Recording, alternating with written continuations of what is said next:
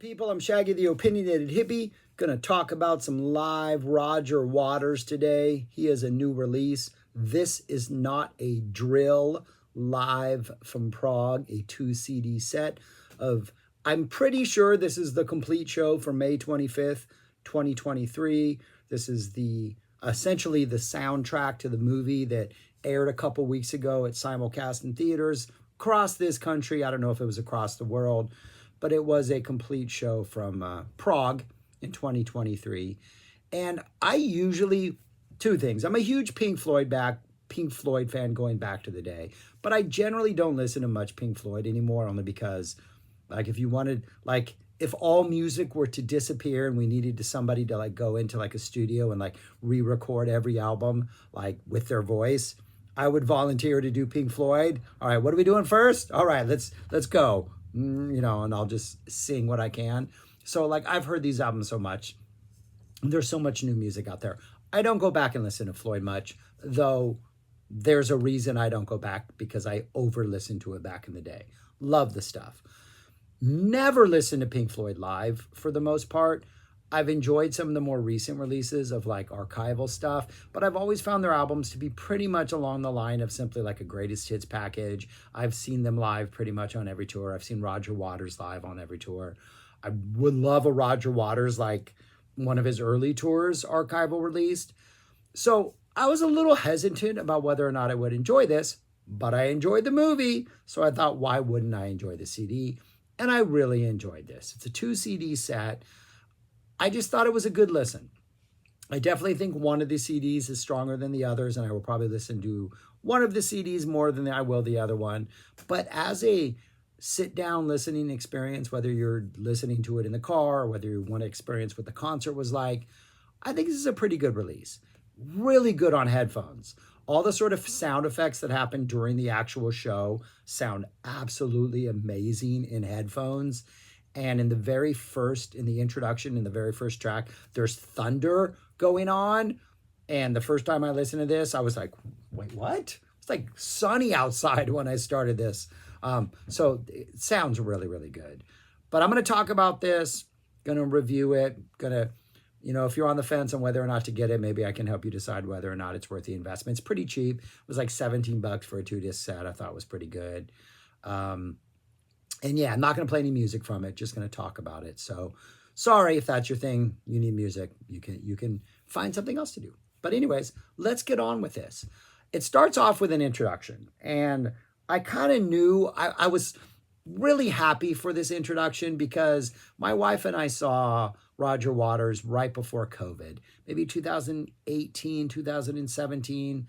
And there was a couple sitting in front of us, and they sat for the entire first half. And at the end of the first half of that show, I believe that is when he played Another Brick in the Wall Part 2. And there were kids that came out, and the kids were wearing like protest t-shirts, and they sang along, and there were anti-fascism and anti-Trump images all over the screens. And it was for the most part a music-centric, effects-centric show until the end of the first half, when the politics started to seep in.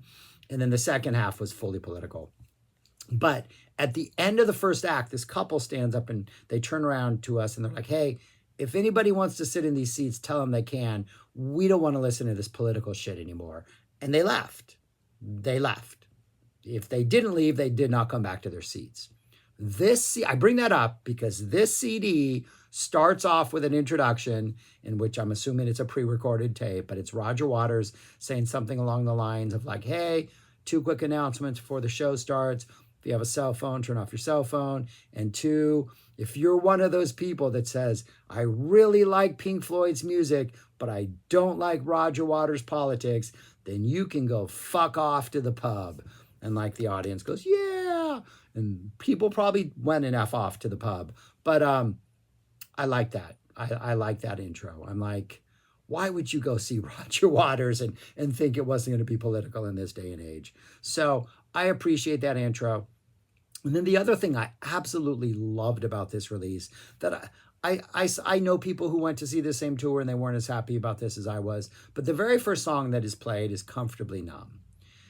No guitar solos. There's not a guitar in ear sight of this performance. It is a super chill ballad.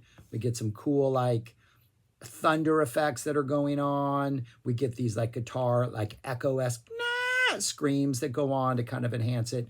Super chill vibe, full band vibe, but like a super super chill vibe. Awesome background singers, but yeah, no guitar solos. It is like a super chill ballad version of Comfortably Numb. It is the first song. And it just absolutely works. There's a nice little ending part where one of the background singers is like going off and saying like, hear me, please hear me, but singing in that like really grand, like Pink Floyd, great gig in the sky type way, actually singing words, but that kind of like really big sounding thing. And then we get some like random explosions that go off and a lot of climactic noise at the end of the track that has a visual part if you see the movie or at the show. But I think it is a fantastic opener. I love that he's reworked this song. I think it was a great choice. There's a lot of guitar solos in here, but every guitar solo is essentially whoever's on guitar just kind of mimicking what David Gilmour did, because at this point with Pink Floyd, those actual notes, not the guitar solo itself, but the notes of the solo are like as important a part of the song, I think, is the lyrics. And you just can't change the guitar solos or Pink Floyd fans are really going to revolt. I'm okay if they did, but they don't. But I think to do what he did with Comfortably Numb and to open with it and what is usually, if you've ever seen Pink Floyd Gilmour, a set ending song with lots of lights and this big disco ball comes down and things go crazy. This is fantastic. It goes directly into the helicopter sound. You, yes, you, come here, laddie, boom. We drop right into Happiest Days of Our Lives. Awesome opener. Because no matter how you're feeling about Comfortably Numb, you have to be super happy when they drop into Happiest Days of Our Lives. We get a Happiest Days of Our Lives.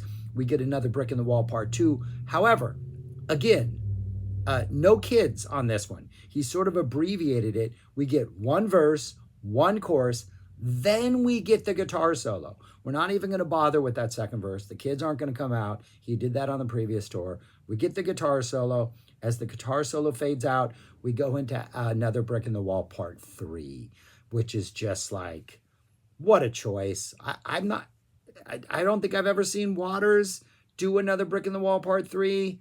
If I did, I don't remember it, but I think that was a great song choice.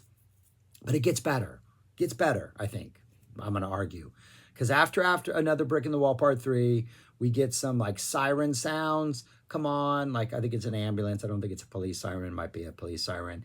And that goes into the powers that be, the powers that be. We get a Radio K.A.O.S song. Drop in a Radio K.A.O.S song in there. Great song choice. There are other Radio K.A.O.S songs I might have picked before this one, but I love the fact that we get a Radio K.A.O.S song.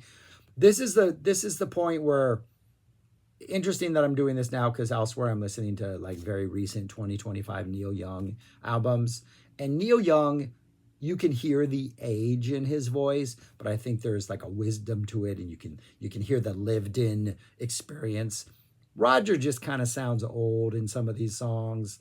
Like he's trying his best. There were songs later in the show where somebody else does the singing instead of Roger, because maybe Roger recognizes that he can't.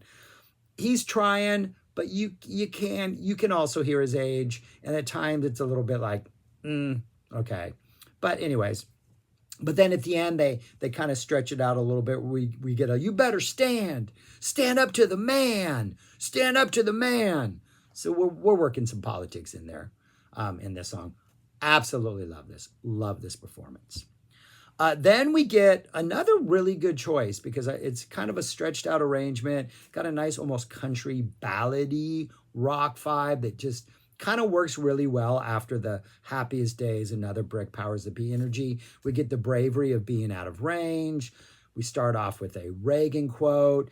This arrangement has almost like, it sounds like the band almost has this Americana vibe that I really like. We get another Reagan quote in the middle, and then we end with like a reprise of the vocals with like the piano and voice, just Roger playing the piano and singing the song. Really like it. Really think this was a good choice of songs. Think it was good sequencing. Yeah, one of the newer songs. Let's drop that here. After that, we finally get a break. Roger does some talking. He explains the next song. The next song is called The Bar. We get part one. Later in the second act, we get part two. This is something he wrote during COVID. It's him being at home and missing the whole idea that you can just like go to a bar and have these intellectual conversations and this exchange of ideas. And the time we are now, this is more important than ever that we do these things because of all that's going on with this world. So this one is kind of in this version, the bar part one. Apparently it's a really long song, he says, but we're only getting the first two parts. This part is a story of a homeless woman interacting with a Native American from the Lakota Sioux tribe. Currently, when this was written, the Standing Rock, the Dakota Pipeline here in the States, in which they were taking ceremonial land and robbing it from the people and building a pipeline on it, and there were protests. So this version of that is inspired by that. The characters are, talking about this situation, talking about protest, talking about what it's like to live in 21st century United States. After that, that goes into Have a Cigar. We get a really nice Have a Cigar. The guitar solo in here is essentially the Have a Guitar solo. This goes into Wish You Were Here. And this is the one song, maybe the only song on here where I'm like, you could have skipped this. It's not Gilmore's voice. The guitar doesn't have quite that intimacy that it does on Shine On You Crazy Diamond. It just, having the background vocals come in and do. This is the one that doesn't hit with me. I love the song. I think this is an outright banger. Still to this day, I can listen to this song and focus on those lyrics. And those are just some of the best lyrics ever written. I could have done without the Wish You Were Here. I understand why he did it though, because you get Have a Cigar, Wish You Were Here, and then we get Shine On You Crazy Diamond. Interesting version of Shine On You Crazy Diamond. We get parts 6 and 7, which is the intro and that final verse. And then after that final verse, we go into part 5, which is the saxophone solo part, which would eventually lead into Welcome to the Machine. But here it just goes into the song that follows this. Really like this. Love that he's not just playing it from the beginning. Love that he's dropping parts 6 and 7 in here. Great choice. Fantastic performance. Everything sounds fantastic. The synth sounds sound fantastic. The bass sounds. Everything about this recording is well done. And then to close out the first set and the first disc, we get Sheep. My only complaint about Sheep is early on before we get the vocals, when we're kind of building up, Roger's doing some bah, bah. And I think at one point he even encourages the crowd to bah, which we don't need to do. He sounds angry. His bahs are really urgent, but this is just musically a fantastic performance of this. And I do like the fact that the sort of Lord's Prayer part in the middle, the shall lie you down in green pastures, that part is clearer. You can pick out the words better than you can on the Animals version. So you really don't have to focus as much to pick up what is being said. And I like that, because that part of this song is essential. Excellent first CD. This is the CD I am probably going to listen to more than I'm going to listen to CD 2. I'll get to that in a second, because love the introduction, the Comfortably Numb. I love that he's done this version to it. I love that he's pretty much dropped out the solos and chilled it out. I think it works, especially as an opening track. And then you get Happiest, the brick stuff. Powers That Be is a win for me. Might be my favorite thing on here. Better musical performances, but the fact that he drops a Powers That Be makes me really happy. The Bravery of Being Out of Range is a great choice. The Bar, I'm okay with that song. It's a very simple piano ballad type thing. I think it's just him and the piano. I don't think other instruments come in. If they do, they're pretty subtle. I can't remember. And then we get that side 2 of Shine On You Crazy Diamond, and then we close out with Sheep. I'm a fan. Last tour, he did Dogs and Pigs on the Wing. I like that he's dropping Sheep this time. So that's CD 1. We flip over to CD 2. We get In the Flash, essentially the second version. We get the Are There Any in the Audience Tonight? Get Them Up Against the Wall. Against the Wall. If you're anti-Trump, for lack of a better word, and you've not seen the video where somebody's taken the footage of the wall in the flesh and actual Trump rallies and mix them together to make a sort of fascist montage, It is on YouTube. It is worth searching. It is pretty entertaining and disturbing. Then we get a Run Like Hell. He forces, I like this, he kind of demands that the audience clap along to him. And I like it for this song because of sort of the fascist element of do what I say, now, clap. I like that. Kind of a little extended little drum intro at the end. We get some guns and police action going on. And then the song ends with Stop. We get that song Stop off the wall. We get Stop. And that's how the song ends. Pretty cool. After that, he reads a little newspaper article from the Jerusalem Times or something that has to do about Jerusalem. And which is appropriate because the next song is Deja Vu, which is, sort of your big, grand Roger Waters ballad. And he changes some of the lyrics to update it to what is going on in Israel right now, to speak out against that. Nice guitar and sax solos thrown in here. Really good performance. Then we get Is This the Life We Really Want? Nice long performance of this. This is kind of a chiller moment that I personally think would work really well if it weren't for What Follows. What Follows is my least favorite part of this show because after we get the Deja Vu and Is This the Life We Really Want, which is definitely more of a chill out part of the show, we then get all of side 2 of Dark Side of the Moon. Money, Us and Them, Any Color You Like, Brain Damage, Eclipse. And I just don't need that. I don't want that. Everything about the first set feels fresh, feels exciting. The performances just feel like there's a really good energy to it. I'm not a big fan of this. I don't need side 2 of Dark Side of the Moon. Money is just money. I don't even think Roger is singing this. Us and Them, not sure who's singing the vocals in this. These are pretty good, just solid performances of these songs. Any Color You Like sounds fantastic. The guitar solo, fantastic. I'm all for Any Color You Like. Imagine, Deja Vu, Is This the Life We Really Want? And then we drop into Any Color You Like. Like, minds will be blown because that's not what Pink Floyd does. They don't do random things like that. And then Brain Damage and Eclipse.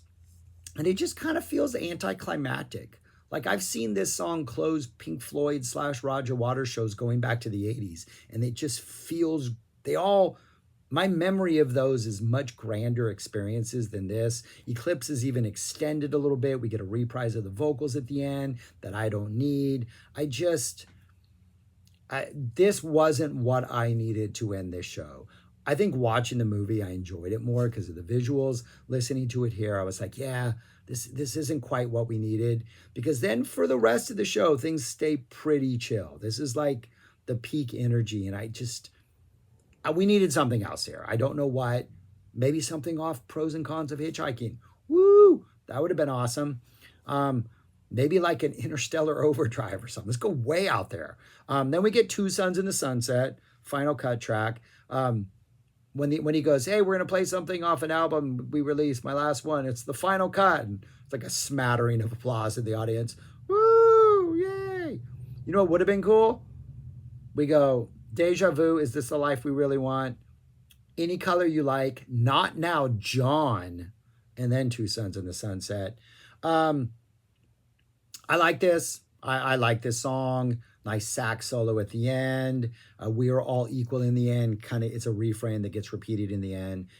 Roger has a message. Roger is political. If you don't like it, go F off to the pub. I like the little extended ending. It's like about a minute long, a little sax and some singing going on. Roger talks some more, thanks the audience. And then the next song is The Bar Part 2, and he explains that he was inspired by Bob Dylan's Sad-Eyed Lady of the Lowlands. Sad-Eyed Lady of the Lowlands, right? Why does that sound weird? The first line robs Sad-Eyed Lady and Lay, Lady, Lay. Both of those are referenced in the first line. Roger Waters owns up to the fact that he took it from Dylan. This version is not character driven, but more like personal to Roger, mixed with like violence and the death rates of like world affairs and like the depression of living in this day and age and, paying attention to what's going on. And he's kind of mixing that with his own personal grief and his own personal life. Nice acoustic slide guitar comes in here. And then the last thing, the show closes with Outside the Wall. Nice, full, folky kind of acoustic bounce to this. Nice symmetry to the first set. Open to the second set, open within the flash, close with Outside the Wall. We get the band outros. And really, other than not wanting to hear Dark Side of the Moon, side 2 in its entirety, my other biggest complaint is the last thing Roger does not say at the end of this performance is, isn't this where? Or isn't this where we? Like he does on The Wall. That would have been cool had he just ended with that and then bam, we're done. Walk off the stage. Because it's not where they came in. So it would have been a weird question to ask. But for the symmetry of it all. But I enjoyed this. It sounds fantastic. The first disc, I think, is absolutely amazing. The second disc starts strong. I think the In the Flesh Run Like Hell is a fun start. The Deja Vu Is This Life Really Want, I think, is a good sort of chill out section that I think just would be better if what followed it was not something that I'm not looking forward to. I mean, maybe, I don't know what else he could have put on here. We don't need Shine On. We've already got the Animal stuff. We don't need any more Dark Side. Echoes, dropping Echoes, like maybe do part of Echoes, right? Is This the Life We Really Want? Any Color You Like? Echoes, Not Now John, and then Two Suns in the Sunset. That'd blow my little mind. Free 4, drop a Free 4 in there would be fun. So there were things he could have done. Something else off Radio K.A.O.S. That would have been great. But yeah, that's what we get. Disc 1 is stronger than Disc 2. I think the whole thing was a pretty good listen from start to finish. But yeah, those are my thoughts on Roger Waters' most recent release. Check it out if you want to check it out. But yeah, let me know what you think if you do. But that's all I got. I'm rambling at this point. Thanks for watching. Peace. Talk to you later.